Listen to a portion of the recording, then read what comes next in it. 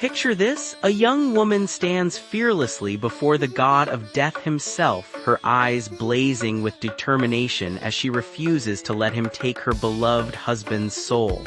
This isn't just any woman.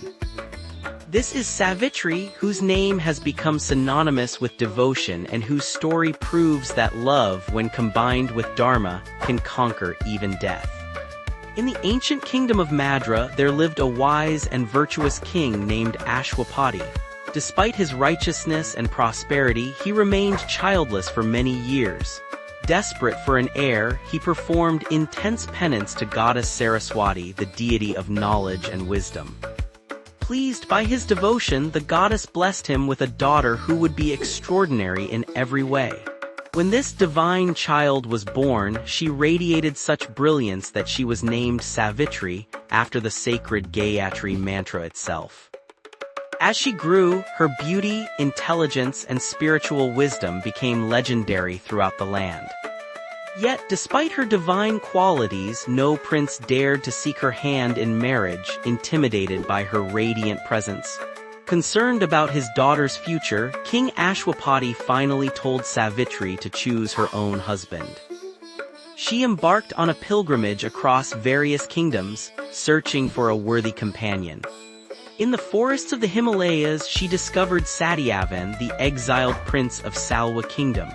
Though he lived in poverty with his blind father, Satyavan possessed noble character, unwavering truthfulness, and a pure heart. Savitri knew immediately that she had found her soulmate. However, when she returned to announce her choice, the sage Narada appeared with a dire warning. He revealed that while Satyavan was indeed virtuous and worthy, he was destined to die exactly 1 year from that day. King Ashwapati begged his daughter to reconsider, but Savitri's resolve remained unshaken. She declared, "A woman chooses her husband only once, whether he lives for a year or 100 years. I have given my heart to Satyavan and I will not take it back." The marriage took place with great ceremony, and Savitri moved to the forest with her husband and father-in-law. She adapted to their simple life with grace, serving her family with complete devotion while secretly counting down the days to the prophesied moment.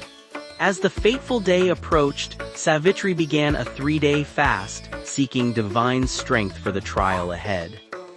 On the final morning, she insisted on accompanying Satyavan to the forest to collect wood, despite his concerns about her weakened state from fasting. While Satyavan worked, cutting branches from a tree, he suddenly collapsed with severe head pain. Savitri rushed to his side, cradling his head in her lap. As she held him, she saw a magnificent, dark figure approaching. It was Yama, the god of death, accompanied by his fearsome attendants. Yama, surprised to see a mortal who could perceive him, explained that he had come personally because of Satyavan's exceptional virtue. He extracted Satyavan's soul, which appeared as a thumb-sized luminous being, and began his journey toward the realm of the dead. But Savitri followed. No matter how Yama commanded her to return, she persisted, walking behind him with unwavering determination. Impressed by her devotion, Yama offered her any boon except her husband's life. Savitri's first request was for her father-in-law's eyesight to be restored. Yama granted this immediately. Still, she followed. He offered another boon and she asked for her father-in-law's kingdom to be returned. Again, Yama agreed, yet still she pursued him. For her third boon, Savitri requested 100 sons for her father, King Ashwapati. Yama granted this as well, but Savitri continued following. Frustrated but increasingly impressed, Yama offered one final boon. With brilliant wisdom, Savitri requested 100 sons for herself through Satyavan.